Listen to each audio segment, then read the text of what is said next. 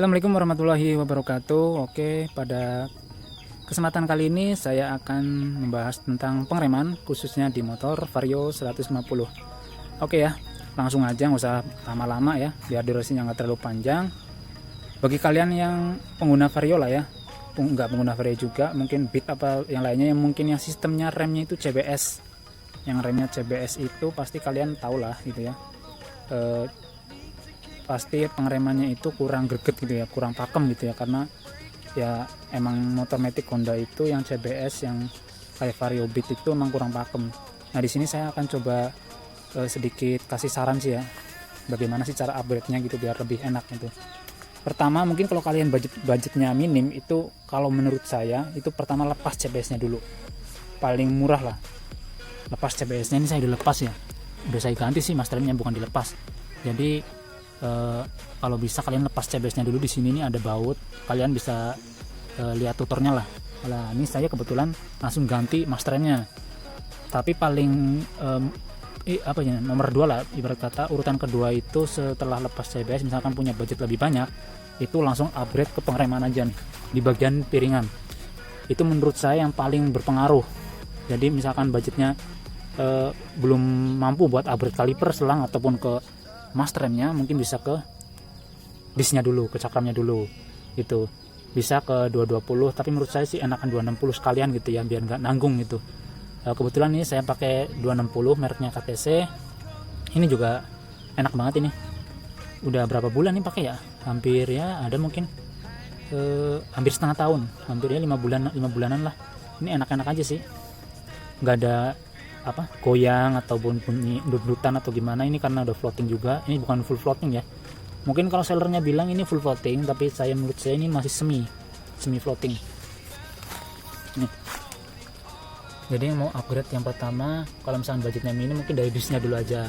Bisa ada PSM gitu kan ya, ada Moto One, BRT juga banyak ada gitu ya. Terserah menyesuaikan budget. Kalau ada sih 260 aja sekalian biar lebih mantap. Lalu kalau misalkan disnya udah ada budget lebih, bisa ke kaliper ataupun ke master rem, terserah. Kalau menurut saya sih enakan dari kaliper sih.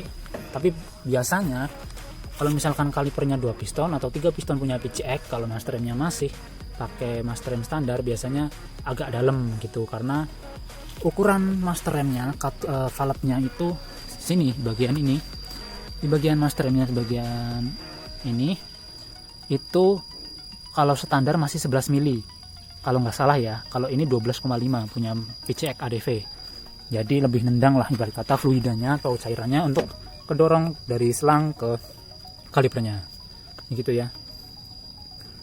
Jadi begitu. Ini saya pakai kaliper CRF, baut bracketnya bracket sambung ya. Aduh maaf ya bro, nah kurang fokus tadi, mohon maaf ya karena kotor. Ini sambungannya, ini kaliper CRF 2 piston, dan ini ukurannya 27 mm, sama kayak kaliper Nissin Samurai. Ibarat kata ini kaliper Nissin Samurai versi lightnya, versi murahnya gitu gampangannya lah. Tapi ini murah, nggak murahan ya, mahal sih 400 gitu ya. Dan ini bracketnya, bracket belakang ini sambungannya pakai STMJ yang 190 mm disambung ke sini gitu. Kalau misalnya pakai pasti bracket bawaan Tokicho bisa, cuma ya biasanya kalau misalkan Tokicho tetap aja pakai master rem standar ataupun master rem yang lainnya. Tapi kalau misalkan saya pernah pakai master remnya itu pakai PCX 12 mili ya, 12,5 apa 12 mili saya lupa. Sedangkan kalipernya pakai Tokicho itu agak keras, jadi ketika ngerem itu agak bagel gitu loh. Enaknya itu kalau misalkan PCX itu 2 piston atau 3 piston, enak ketika ngerem, empuk gitu ya. Jadi seperti ini nih, buat ngerem enak, empuk, nggak bagel ya. Oke, jadi itu dari master rem ke kaliper. Nah untuk selang rem belakangan nggak apa-apa. Untuk selang rem juga ada informasi, ini panjangnya itu 35 inch atau 90 cm, biar nggak terlalu panjang kayak saya. Ini bukan 90 cm, ini lebih, terserah merek TDR apa gitu ya.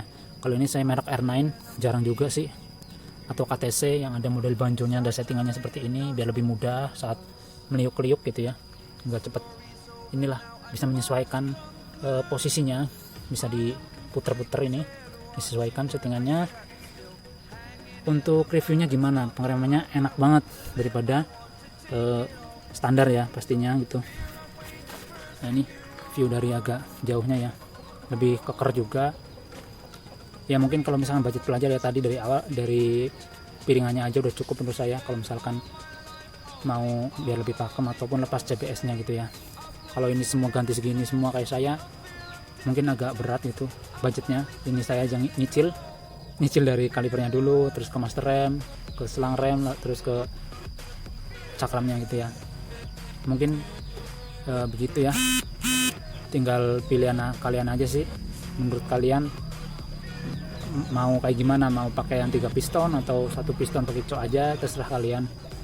Kalau menurut saya pakai upgradean begini benar-benar safety lah, lebih enak gitu. Apalagi saya sering di jalan karena apa ya, kerjanya juga ngojol juga gitu ya. Mungkin sedikit review dari saya seperti itu. Kalau misalkan ada pertanyaan silahkan komen aja. Sebelumnya minta maaf ini karena motornya kotor banget. Itu gambarnya seperti itu, kalipernya bagian belakangnya. Oke ya, semoga ya bermanfaat video saya. Terima kasih. Wassalamualaikum warahmatullahi wabarakatuh.